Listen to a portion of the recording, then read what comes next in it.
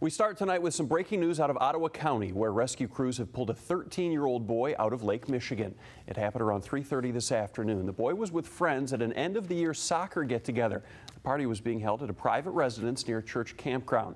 The boy was swimming in the lake when a wave took him under about 50 to 70 yards away from the shore. As soon as he went under, his friends rushed to help. A few nearby kayakers also tried to pull him out of the water. Before rescue crews arrived, a group of people on shore formed a human chain walking through the water to try and find the boy. A dive team was finally able to pull him out, but he was unresponsive. The boy's condition is unknown at this time. We will bring you the latest updates on this story as they become available. 2 people are dead after a head-on crash in Kalamazoo County that involved a semi-truck. It happened just before noon today at the intersection of D Avenue and 2nd Street in Alamo Township. Fox 17's Darren Cunningham joins us now live with more. Darren. After years of litigation, a federal judge has approved a settlement in the dispute over some duneland property in Saugatuck Township. We're talking about hundreds of acres of property along Lake Michigan that's caused a whole lot of headaches in the Saugatuck community.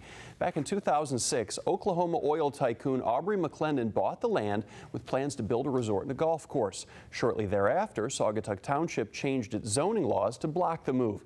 The developer then responded by suing the township. Now the 2 parties have finally reached a deal to avoid going to trial. Today, a federal judge out of Kalamazoo approved that settlement, saying it's, quote, fair and in line with the public's interest. The deal restores the zoning back to where it was in 2006 and insists that the township won't discriminate against the developer.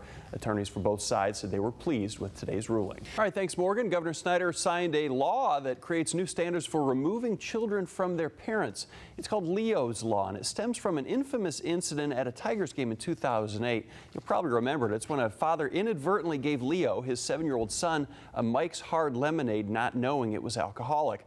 The little boy was placed in foster care after the incident for 3 days, and his mother couldn't take him home even though she wasn't charged with anything. The new law has 4 parts that meet constitutional standards. They deal with emergency removal, court-ordered removal, and child placement. Meanwhile, a deal to build a controversial public bridge over the Detroit River will be unveiled by Governor Snyder on Friday. The Detroit Free Press reports that a person familiar with the plans for the project said that the long-expected announcement will indeed be coming. The governor and Canadian officials are expected to say that an international authority will oversee construction of the bridge, which would be about 2 miles downriver from the Ambassador Bridge. The new bridge itself is expected to cost about $1 billion, while customs plazas and connecting roadways on both sides should cost more than $2 billion. That story we told you about at the top of the show, a restaurant in Allendale is being called a total loss after fire ripped through the building. It took several fire crews hours to get it under control and put it out. Fox 17's Morgan Bond has been at the scene at Los Aztecas all afternoon and has more details for us. A rough economy means that there are a lot of people struggling right now in West Michigan. Many of them turn to rescue missions and aid agencies. Now some of those groups are asking for a helping hand from the community. The Muskegon Rescue Mission says demand is up in every category compared to this time last year. People are looking for a place to sleep. Well, that's up 25%. Hot meals is up 55%, and need at the food pantry, a staggering 80% difference. Now that school is out for the summer, the mission is seeing more children using their services. They say they desperately need items like peanut butter, jelly, pasta, canned meat, and cereal. If you want to pay it forward and help the Muskegon Rescue Mission, we have a link to their webpage at fox17online.com. Well, it sounds scary, a plant that could make you go blind if you touch it. What's even scarier is the fact that it's starting to put down some roots here in Michigan.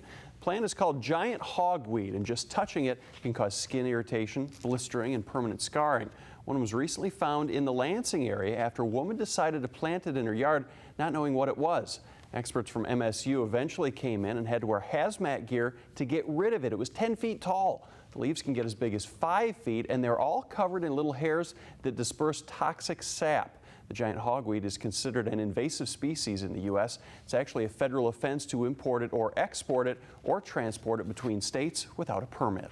Grand Rapids Public Schools making job cuts. GRPS announced today that more than 24 teachers are being laid off, and they blame declining enrollment. Fox 17's Darren Cunningham has been following the story all day and joins us live in Grand Rapids with more. Investigators with the Michigan State Police are ruling the cause of the fire undetermined at this point. It's believed the blaze started in the refrigeration area of the Other End Sports Bar.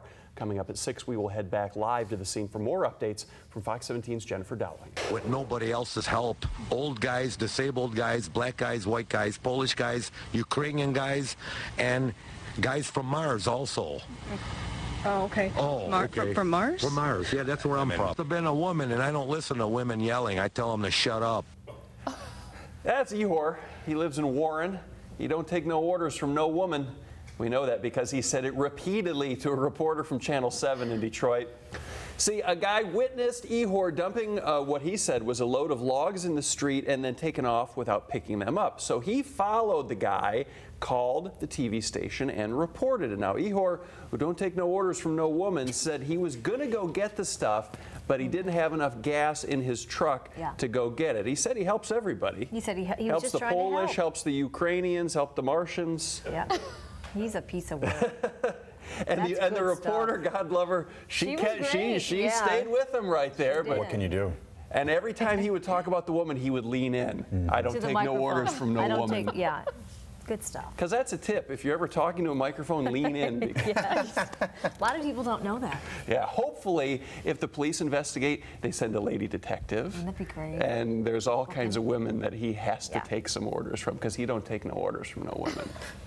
It wasn't your average golf outing today in Walker. Dozens of women, some wearing un-golf-like outfits, took to the course for the 5th annual Ladies' Tea Party. The outing was held at Graceville Golf Course and was more than 95% women. It featured everything from superheroes to zombies to aprons and disco outfits. While the players there were having a great time, the cause was very serious. The event benefited the Sleeping Angels Endowment, which eases the financial burden for families who experience a stillbirth at Spectrum Butterworth Hospital. The women come, they're very generous, and this offers families who've had a stillbirth or experienced a stillbirth at Spectrum Health the opportunity to make a choice without having to worry about the financial situation, make a choice about how they want to say goodbye to their baby. The Tea Party also featured a Fox 17 fundraising shootout. Lindsay Kuss was collecting donations on one hole, and I was on the other. They called it the Dueling Doties. We accepted tips to play along with all the groups today. Preliminary count shows that more than $21,000 was raised. So who won there at the Dueling Doties? I will not say who won, but see, I didn't say it. Great weather for that outing. Good call. Sunday is Father's Day, and if you're looking for a gift that's better than the traditional coffee mug or tie, look no further than your smartphone. Yeah, because